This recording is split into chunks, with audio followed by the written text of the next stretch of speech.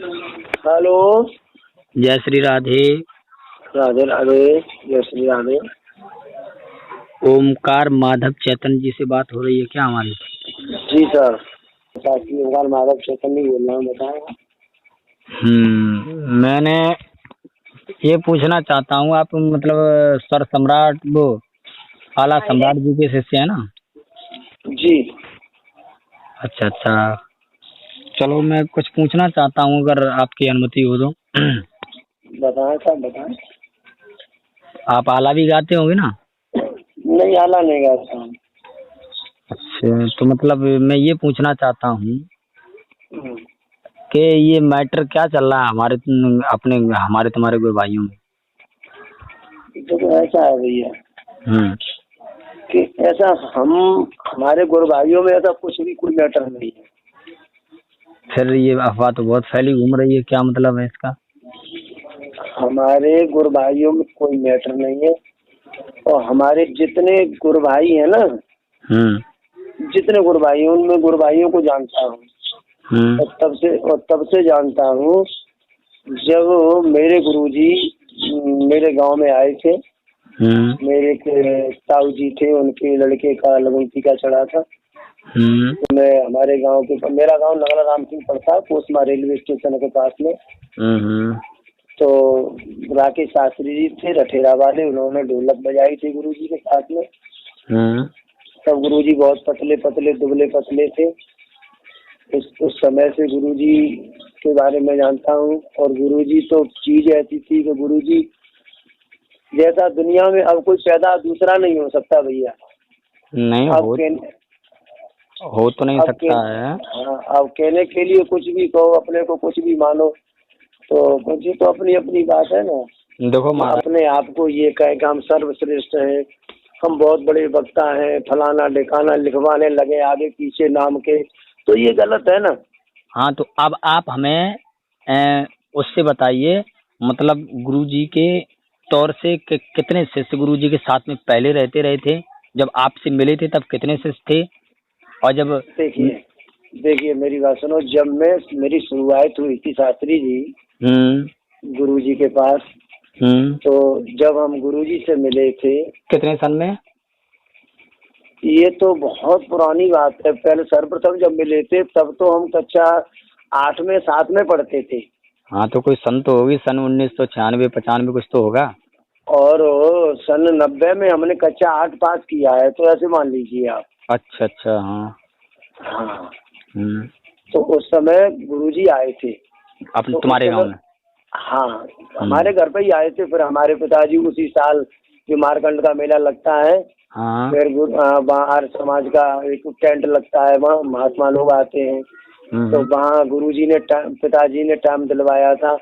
गुरुजी उस समय भी बहुत जबरदस्त आला बोली थी। गुरुजी ने तेल का मचा दिया था मारकंड के मेला में उस समय।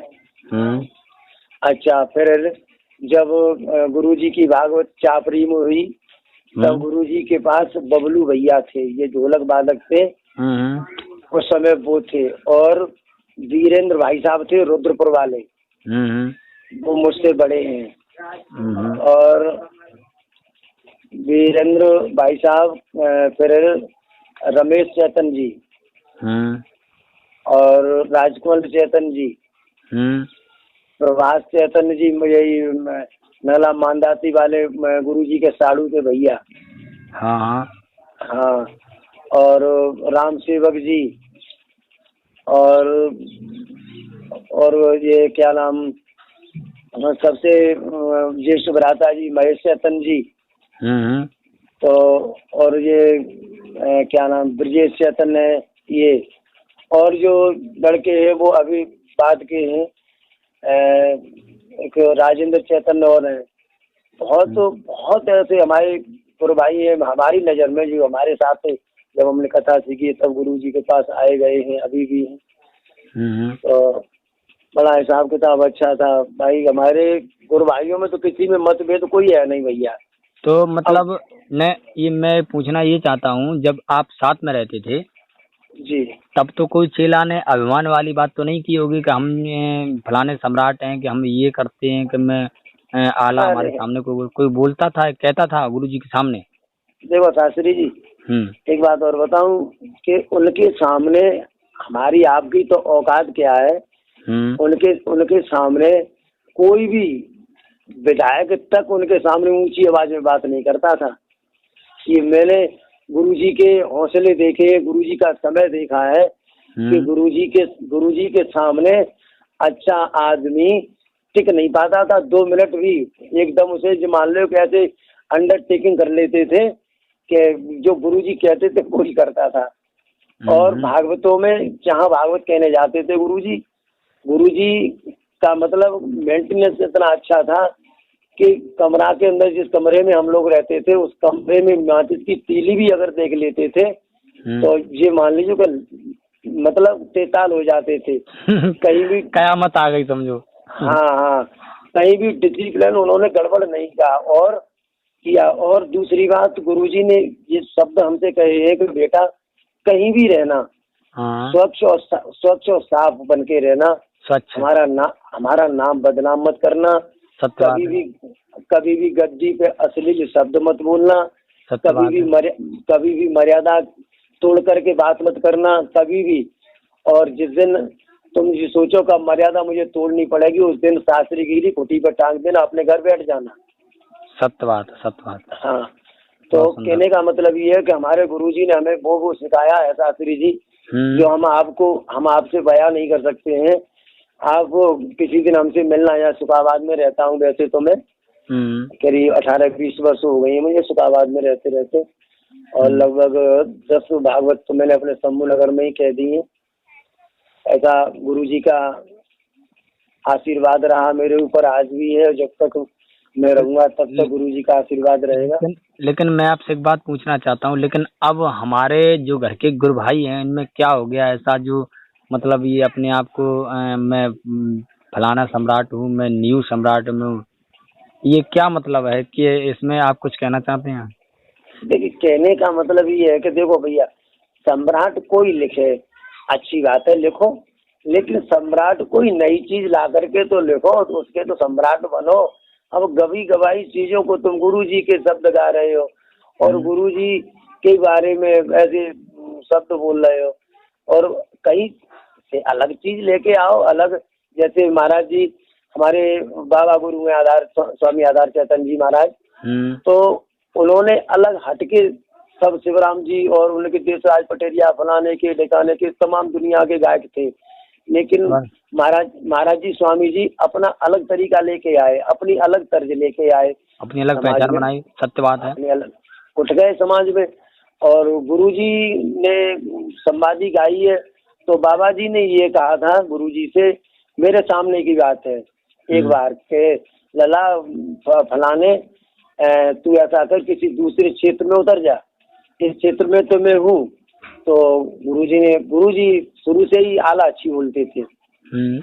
हाँ, गुरुजी आला अच्छी बोलते थे, तो फिर गुरुजी इस क्षेत्र में उतर गए आला खंड में।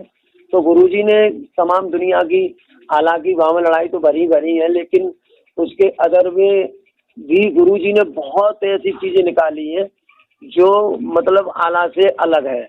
क्या मतलब गुरुजी ने निकाली वो हमें भी मालूम है, हम वो बाबा लगते हैं हमारे, तो मतलब बाबा जी ने जो निकाली है उन्होंने अलग निकाली हैं। तो बावनगढ़ की लड़ाई भी निकाली उन्होंने, मुझे मालूम इस बात का।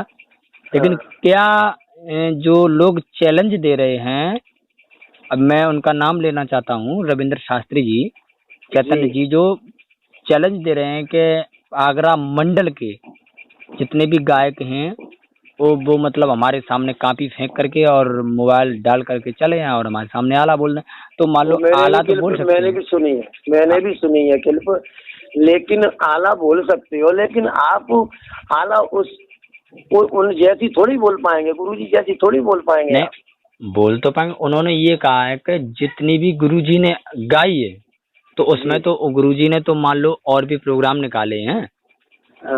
मान लो मैंने भस्मासुर की भी सुनी, उनकी बहुत कथाएं ऐसी हैं। ठीक है, मैंने चक्राव्यूह की लड़ाई भी सुनी, तो हो सकता है ये चक्राव्यूह की लड़ाई भी गा सकते हैं ना। देखिए, नकल जी जो नकल करने वाला होता है ना, तो नकल तो वो नकल उसे तो नकल करनी है, बाय तो लिखनो है और 2-4 बार फेरनो है और कॉपी धर के बोलनो है। सही बात है। लेकिन हमारे गुरुजी ने कभी भी कोई भी कैसेट भरी है, मेरे सामने भी कैसेट भरी गई है, गुरुजी ने कंठस्थ करके भरी है। गुरुजी ने कभी भी आला खंड को कभी भी नहीं रखा। आला खंड कहाँ रख ले हुए? सही बात है, कहीं नहीं रख पाओगे। हाँ, तो गुरुजी ने अलग अपनी पहचान बनाई है। गुरुजी को हमारे को जनता ने उपाधि दी है आला सम्राट, ठीक है। तो अब वो भी आला सम्राट जब मतलब उन्होंने लिख पाया है, माफ करना, खैर वो तो हमसे हमारे पूजनीय है, बाबा हैं, उन्होंने जब लिख पाया हमारे बाबा